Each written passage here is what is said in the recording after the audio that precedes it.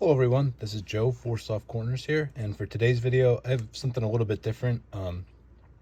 This is something I bought a couple years ago, I believe, but I don't think I've ever showed it off on the channel. So I saw this at a hobby shop I walked into once. It was behind the counter, and it's a issue of Baseball Digest from September of 1948, and immediately saw it just because it has Stan Musial on the cover, and thought I'd just it's not in the best shape. The cover is barely hanging on by one staple in the middle there. So I won't go through the whole thing. I just wanted to go over a little bit the article here about Musial and just about his hitting in general, and touches on his approach with two strikes.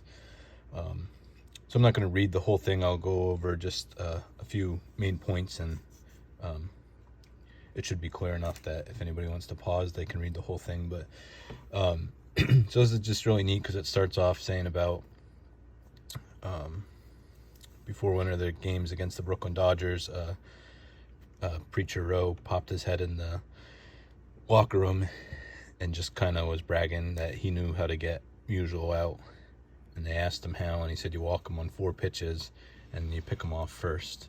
And then everyone had a laugh, and he exited, and then they played the game. So it goes through talking about that, just talking about his MVP seasons. And so this was 1948, so everybody was, this is the middle of his career, basically in his prime, and does a lot of talking about the possibility of him hitting 400. Terry states that the most hits he ever had was 228. But he talks about how hard it would be. It says to get 254 hits, which I believe was the mark by George Sisler at the time. And then also to hit 400. Talks about how Wrigley Field was one of his downfalls.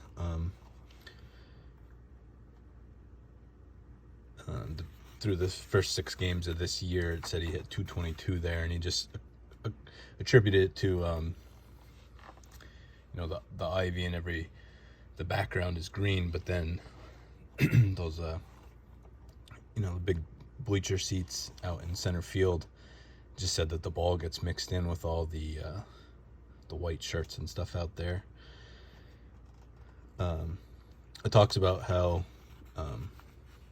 it shows the stats saying how much better a hitter in night games he was, but he always it says stubbornly still said he performed much better in the day.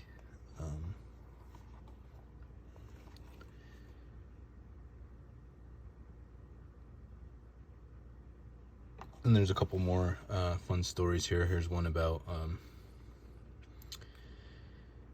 the game they played, and the other team brought in a lefty to face him, and he was headed back to the dugout to switch bats, and the manager,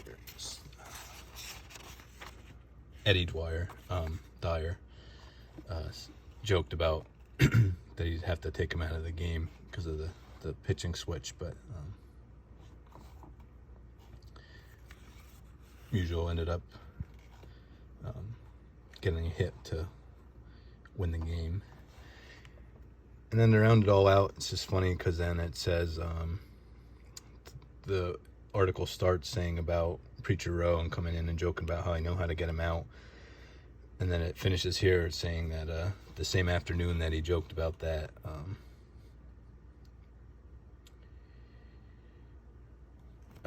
ended up hitting a home run that came off of Rowe. So just just talks about how great of a player and person he was even back then. Like I said, this is in 48, so in the middle of his career. So definitely was admired and looked fondly upon by, his fellow or his rival competitors and stuff even back then, and just really, played for another 15 years after this. So just how much he built upon that. But even at that point of his career, just how everybody knew he was modest but was one of the greats. So just wanted to share that. There's some more articles in here. I know there's one about Joe DiMaggio. There's an article about Hal Newhouser. So maybe in the future I'll go over some of those. But for now, I just wanted to touch on this one about Musial and just show this off. So thank you everyone for watching, and just remember, any card can be a great looking card, even if it has 4 soft corners. Thank you.